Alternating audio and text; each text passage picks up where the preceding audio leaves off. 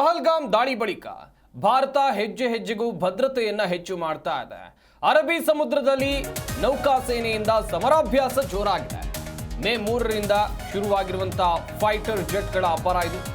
ಮೇ 7ರ ತನಕವೂ ಕೂಡ firing drill ನಡೆಯುತ್ತೆ. ಸಮರಾಭ್ಯಾಸದ ಬಗ್ಗೆ ಮಾಹಿತಿಯನ್ನ ಪ್ರಧಾನಿ ನರೇಂದ್ರ ಮೋದಿ ಅವರು ಹಂಚಿಕೊಂಡಿದ್ದಾರೆ. ನೌಕಾಸೇನೆ ಮುಖ್ಯಸ್ಥರಾಗಿರುವಂತಹ ಕೆ ತ್ರಿಪಾಠಿ ಅವರಿಂದ ಮಾಹಿತಿಯನ್ನ ಮೋದಿ ಪಡೆದುಕೊಂಡಿದ್ದಾರೆ ಎನ್ನುವಂಥದ್ದು ಗೊತ್ತಾಗಿದೆ. 1 ಗಂಟೆಗೂ ಅಧಿಕ ಕಾಲ ಚರ್ಚೆಯನ್ನ ಮೋದಿ ಮಾಡಿದ್ದಾರೆ. Very interesting. ಭಾರತ ತೆಗೆದುಕೊಂಡಂತ ನಿರ್ಧಾರದ ಬಗ್ಗೆ ದೇಶಾದ್ಯಂತ ಚರ್ಚೆ ಆಗ್ತಾ ಇದೆ. ಏನು ಮಾಡಬಹುದು, ಪ್ರತೀಕಾರ ಯಾವ ರೀತಿಯಾಗಿ ತೆಗೆದುಕೊಳ್ಳಬಹುದು, ದೊಡ್ಡ ಮಟ್ಟದಲ್ಲಿ ಚರ್ಚೆ ಆಗ್ತಾ ಇದೆ. ಯುದ್ಧ ಮಾಡ್ತಾರಾ ಅಥವಾ ಬೇರೆ ಏನಾದರೂ ನಿರ್ಧಾರವನ್ನು ತೆಗೆದುಕೊಂಡಿದ್ದಾರಾ? ಯುದ್ಧದ ಹೊರತಾಗಿ ಈಗಾಗಲೇ ರಾಜತಾಂತ್ರಿಕ ನಿರ್ಧಾರಗಳನ್ನು ತೆಗೆದುಕೊಂಡಾಗಿದೆ. ಆರ್ಥಿಕವಾಗಿ ಹೊಡೆತವನ್ನು ಕೊಡುವಂಥ ಕೆಲಸ ಆಗಿದೆ. ಬಟ್ ಮೋದಿ ಹೇಳಿದ್ರು ಅಥವಾ ಭಾರತ ಸರ್ಕಾರ ಹೇಳ್ತು, ಮುಟ್ಟಿ ನೋಡಿಕೊಳ್ಳುವಂಥ ಪೆಟ್ಟನ್ನು ನಾವು ಪಾಕಿಸ್ತಾನಕ್ಕೆ ಕೊಟ್ಟೇ ಕೊಡ್ತೀವಿ ಅಂತ. ಯಾವುದದು, ಯಾವ ರೀತಿಯಾಗಿ?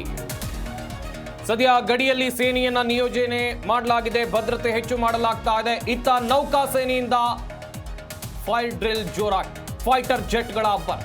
ಮೇ 7ರ ತನಕವೂ ಕೂಡ ಈ ಫೈರಿಂಗ್ ಡ್ರಿಲ್ ನಡೆಯುತ್ತೆ. ಸಮರಾಭ್ಯಾಸದ ಬಗ್ಗೆ ಪ್ರಧಾನಿ ನರೇಂದ್ರ ಮೋದಿ ಅವರ ಬಳಿ ಕೆ ತ್ರಿಪಾಠಿ ಅವರು, ನೌಕಾಸೇನೆಯ ಮುಖ್ಯಸ್ಥರು, ಇವರು ಮಾಹಿತಿಯನ್ನು ಹಂಚಿಕೊಂಡಿದ್ದಾರೆ ಎನ್ನುವಂಥದ್ದು ಗೊತ್ತಾಗ್ತಾ ಇದೆ. ಸುದೀರ್ಘ 1 ಗಂಟೆಗಳ ಕಾಲ ಇಬ್ಬರು ಚರ್ಚೆಯನ್ನ ಮಾಡಿದ್ದಾರೆ. ಒಂದು ವೇಳೆ ಯುದ್ಧ ಆದರೆ ಯಾವ ರೀತಿಯಾಗಿರುತ್ತೆ ಅಥವಾ ಭಾರತದ ನಿಲುವೇನು, ಭಾರತದ ಪ್ಲಾನ್ ಏನು, ಇದೆಲ್ಲವನ್ನು ಕೂಡ ಪ್ರಧಾನಿ ನರೇಂದ್ರ ಮೋದಿ ಅವರಿಗೆ ತಿಳಿಸಿದ್ದಾರೆ. Very interesting. ತುಂಬ ಕುತೂಹಲಕ್ಕೆ ಕಾರಣವಾಗ್ತಾ ಇದೆ. ತುಂಬ ನಿಗೂಢ ಭಾರತದ ನಿರ್ಧಾರ. ಎಲ್ಲರೂ ಕೂಡ ಪ್ರಶ್ನೆ ಮೇಲೆ ಪ್ರಶ್ನೆ ಮಾಡ್ತಾ ಇದ್ದಾರೆ.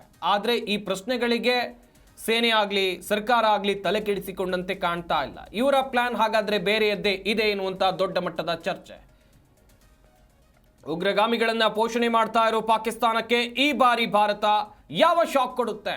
ದಿನದಿಂದ ದಿನಕ್ಕೆ ಶಾಕ್ ಮೇಲೆ ಶಾಕ್. ಈಗಾಗಲೇ ಪಾಕಿಸ್ತಾನ ಬೇರೆ ರಾಷ್ಟ್ರಗಳ ಮೊರೆ ಹೋಗಿದೆ. ಕಾಪಾಡಿ ನಮ್ಮನ್ನ, ಭಾರತ ನಮ್ಮ ಮೇಲೆ ಯುದ್ಧ ಸಾರ್ತಾರೆ, ನಮ್ಮ ಮೇಲೆ ಯುದ್ಧ ಆಗತ್ತೆ, ನಾವು ಉಳಿಯಲ್ಲ, ನಮ್ಗೆ ಉಳಿಗಾಲ ಇಲ್ಲ ಅಂತೇಳಿ ಅರಬ್ ರಾಷ್ಟ್ರಗಳ ಕಾಲ್ ಹಿಡಿದಿದೆ. ಅರಬ್ ರಾಷ್ಟ್ರಗಳು ಕೂಡ ಈಗ ಕೊಟ್ಟಿರುವಂಥ ಸಲಹೆ, ಯುರೋಪಿಯನ್ ರಾಷ್ಟ್ರಗಳು ಕೂಡ ಕೊಟ್ಟಿರುವಂಥ ಸಲಹೆ, ಯುದ್ಧ ಬೇಡ, ಯುದ್ಧ ಆದರೆ ನಿಮಗೂ ಲಾಸು ಅವರಿಗೂ ಲಾಸು, ಹೀಗಾಗಿ ಸಂಧಾನ ಸೂತ್ರಕ್ಕೆ ಬನ್ನಿ ಅಂತೇಳಿ. ಬಟ್ ಭಾರತ ಬಂದಂತೆ ಕಾಣ್ತಾ ಇಲ್ಲ.